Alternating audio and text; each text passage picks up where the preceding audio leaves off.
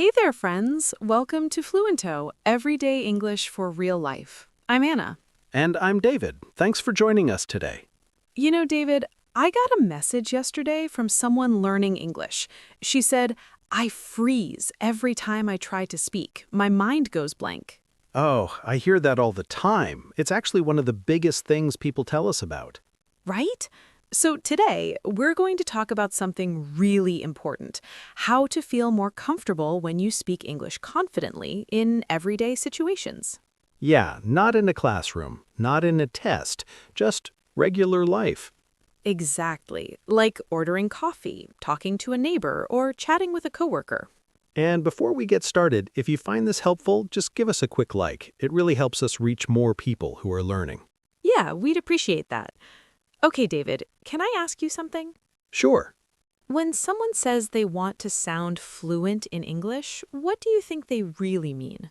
Good question. I think they want to feel normal, not like they're translating in their head.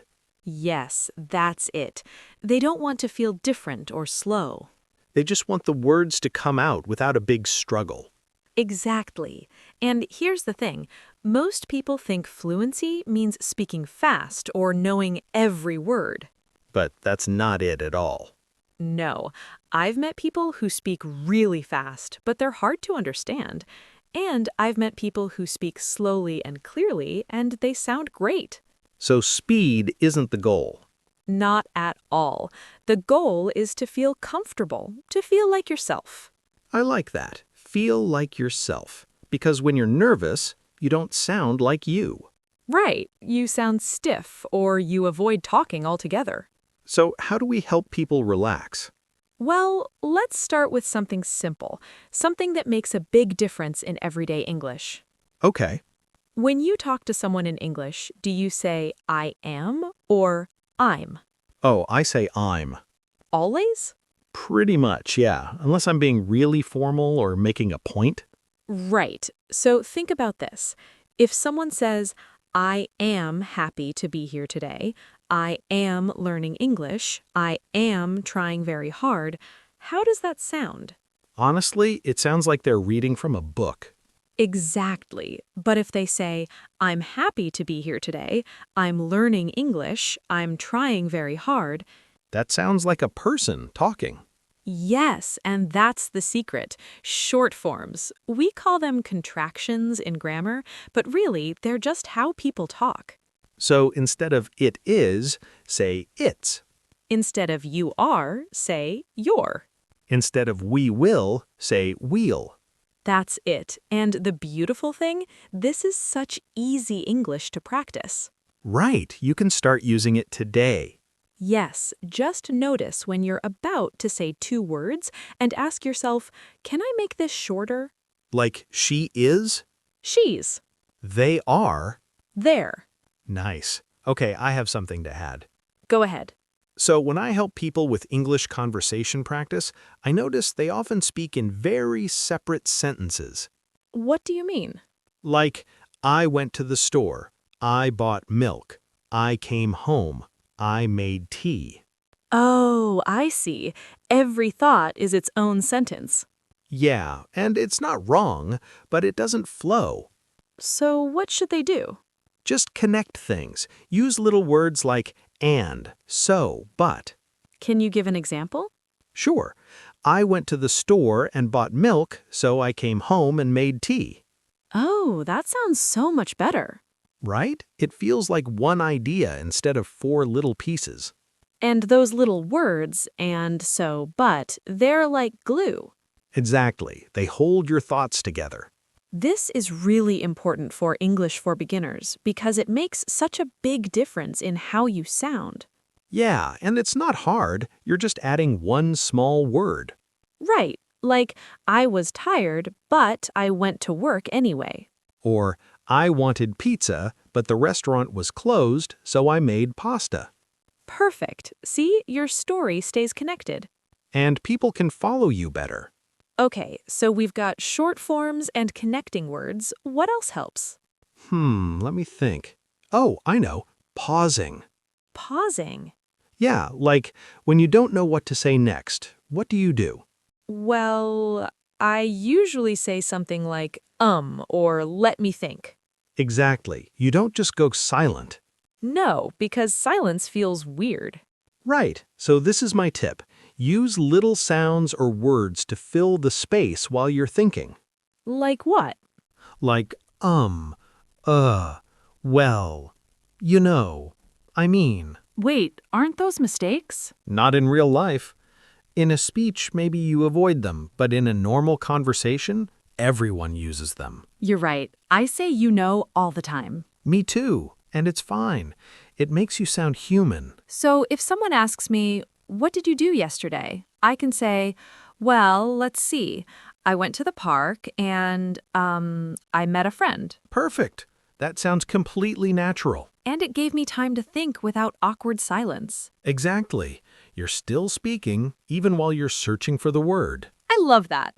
This is great for ESL listening practice too, because when you hear these little words, you understand that's how real people talk. Yeah, it's not a textbook, it's life. Okay, I want to talk about something that I think holds a lot of people back. What's that? Fear of making mistakes. Oh, that's huge. People are so scared to say something wrong that they just don't say anything at all. I see that a lot. They'd rather stay quiet than risk making an error. And that's such a shame because the only way to get better is to practice. Right. You can't learn to swim by standing on the shore. Exactly. And here's what people need to know.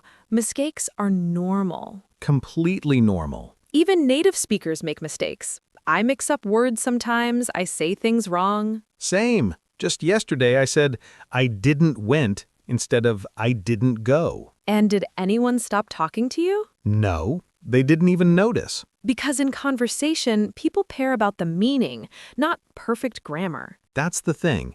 If I understand you, it doesn't matter if you said he go instead of he goes. Right.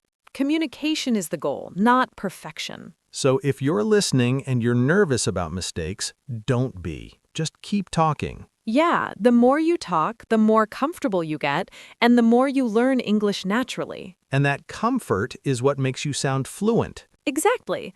Fluent people aren't perfect, they're just comfortable. They don't worry about every little thing. No, they focus on the conversation, not the grammar. You know what else helps with that? What? Slowing down. Oh, yes, good one. A lot of learners think they need to talk fast to sound good. But fast talking often leads to more mistakes. And it's harder for people to understand you. Right, so it's okay to speak slowly. It's okay to take your time. Yeah, think about what you want to say, then say it clearly. Clear is always better than fast. Always.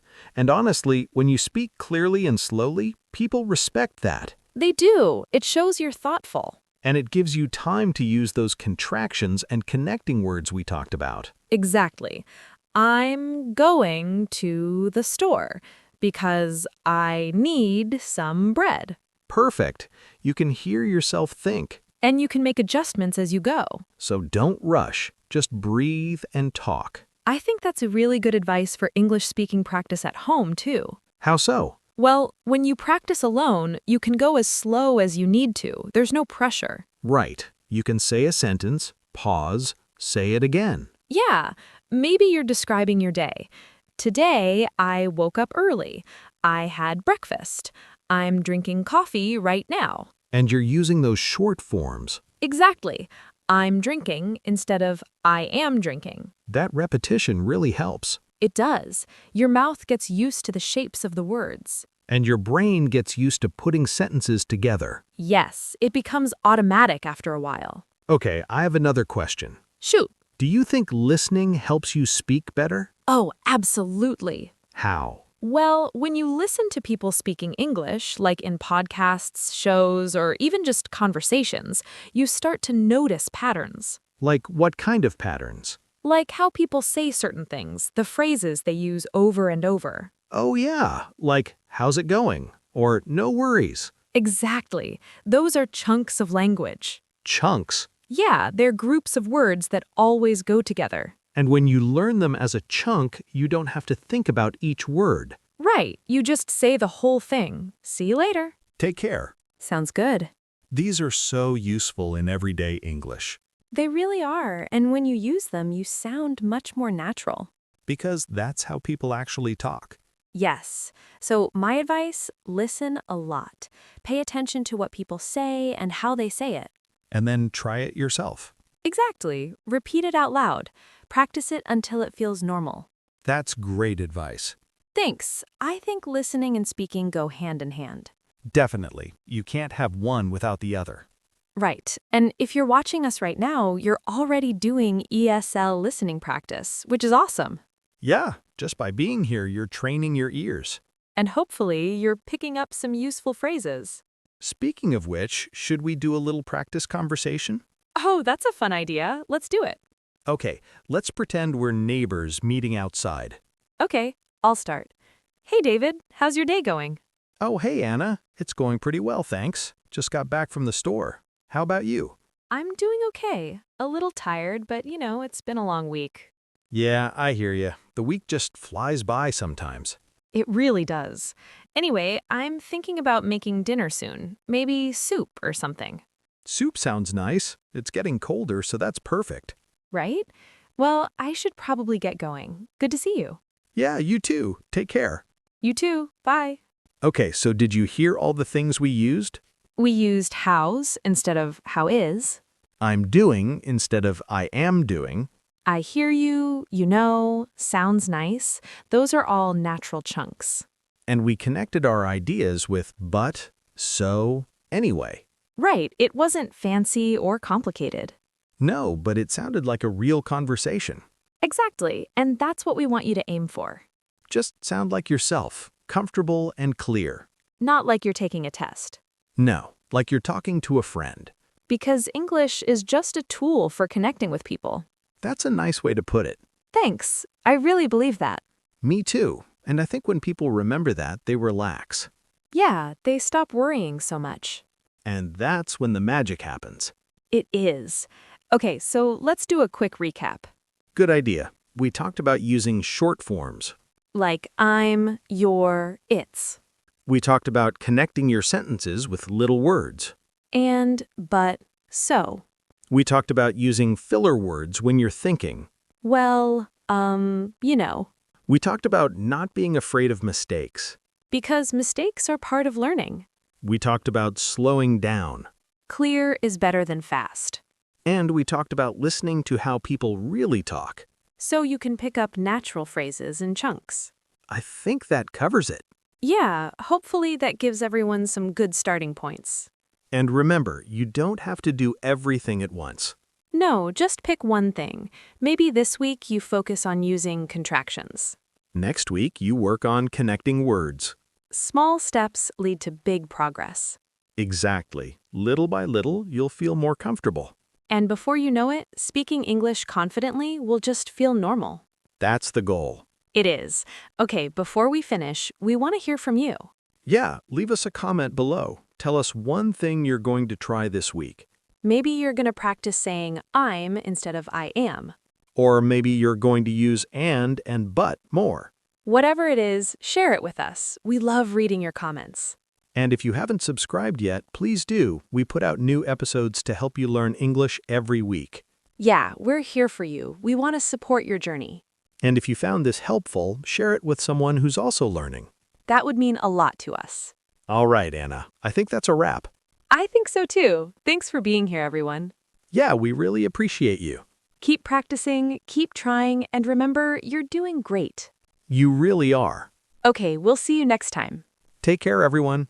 Bye for now. Bye.